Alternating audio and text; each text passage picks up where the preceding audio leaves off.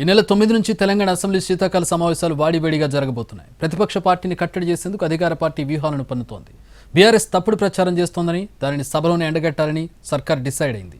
అందుకు తగ్గట్టుగా రాజకీయంగా ఎజెండాను ఫిక్స్ చేసుకున్నారు సీఎం రేవంత్ రెడ్డి.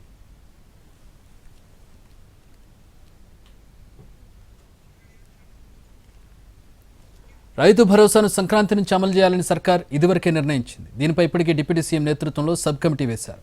ఆ కమిటీ త్వరలోనే నివేదిక ఇవ్వబోతోంది.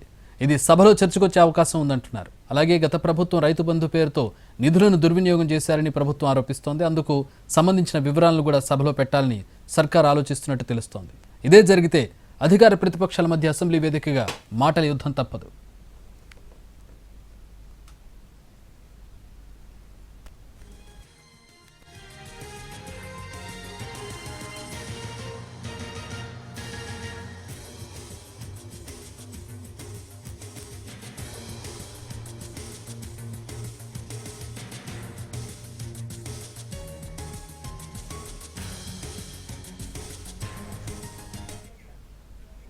గురుకుల పాఠశాలలో ఫుడ్ పాయిజన్ కు సంబంధించిన వ్యవహారంలో కూడా ప్రభుత్వం సీరియస్ గా కనిపిస్తోంది. దీని వెనుక ప్రతిపక్షాల కుట్ర ఉందని ఇప్పటికే మంత్రులు ఆరోపిస్తున్నారు. దీనిపై విచారణ చేయాలని డిమాండ్ చేస్తున్నారు.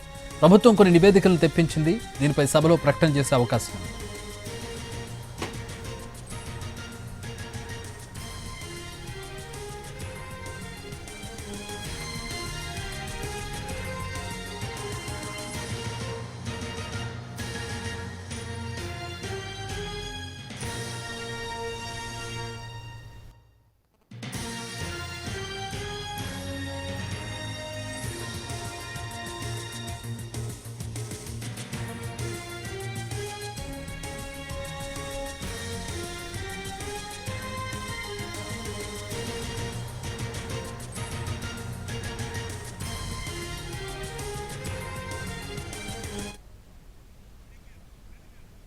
తెలంగాణలో పరిశ్రమల ఏర్పాటుకు సంబంధించిన అంశం మీద కూడా పొలిటికల్ వార్ నడుస్తోంది. దీనిపైన ప్రభుత్వం సీరియస్గా ఉంది.